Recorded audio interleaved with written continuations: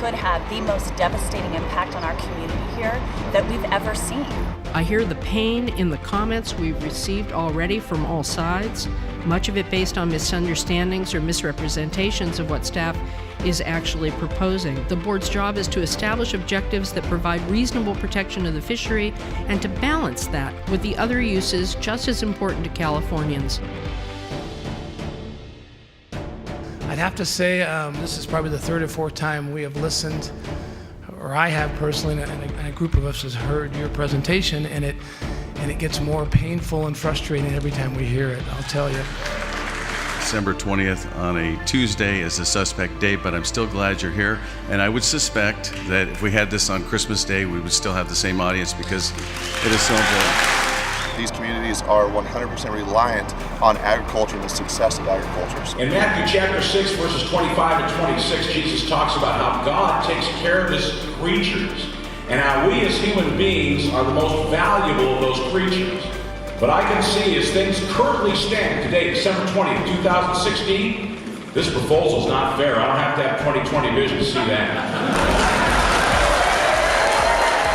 As a fourth-generation Marchi dairy farmer, I'm fulfilling our duty in producing a sustainable and safe food supply.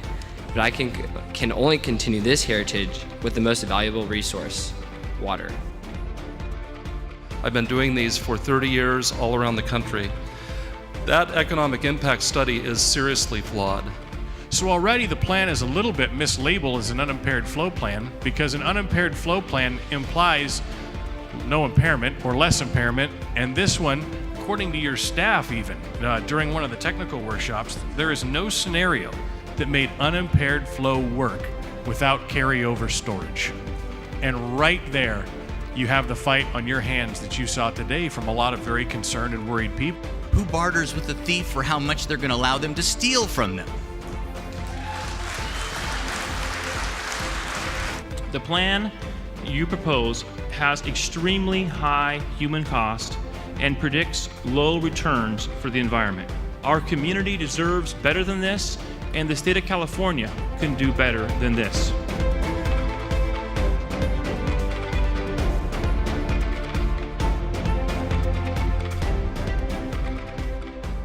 These hearings have offered a very public forum to display the enormous disconnect that exists between protecting San Joaquin Valley water supplies, environmental goals for fish populations, and what your plan actually proposes. There's no reason to vote on a document that isn't 100% backed by science. Allow the science to be defendable.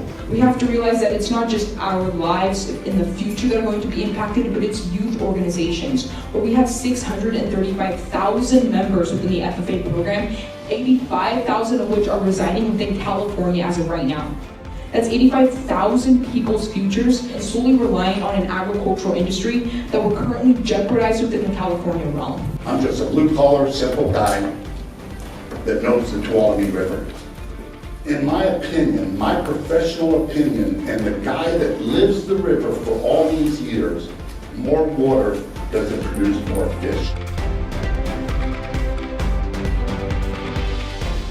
Los campesinos no hay agua, no hay verdura, no hay campesinos, no cosecha, no comida, no water, no vegetable or fruit, no farm workers, no harvest, no food.